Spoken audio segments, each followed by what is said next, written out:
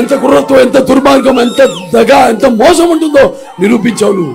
ఒకటి చేసుకున్నావు నిన్ను నువ్వు. ఇవాళేమో అందరి ముందు వస్తాడు. ఇప్పుడు ఇవాళ మేనిఫెస్టో రిలీజ్ చేశాడు. ఏముంది నా ఉందా మేనిఫెస్టో? ఆనాడు అదే మేడిపండు చూడటానికి ఎంత అందంగా ఉంటుందో, మరి లోపల ఎంత అన్ని పురుగులు ఉంటాయంట. అలా ఉంది ఇతని మేనిఫెస్టో.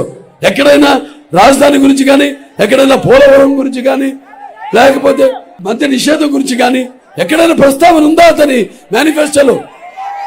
లేదు. అతనికి కావాల్సిందంతా ఒకటే, డబ్బు డబ్బు డబ్బు. అందరినీ మనం కూడా ఒక శ్రీలంకలా ఒకప్పుడు తయారైపోయి మొత్తం మనంతా కూడా ఇప్పుడు ఈ రాష్ట్రాన్ని, ఇదివరకు ఉద్యోగాల కోసం వలస వెళ్ళేవాళ్ళు, కానీ ఇప్పుడు అలా కాదు. మొత్తం అన్ని ఉన్నా కూడా, ఉద్యోగాలు ఉన్నా, మన భూమి ఉన్నా కూడా వాటిలన్నింటినీ త్యజించి మనం ఈ రాష్ట్రాన్ని వదిలి వెళ్ళిపోవడమే అతని భవిష్యత్తు కార్యాచరణ అని మీ అందరికీ తెలియజేసుకుంటున్నాను.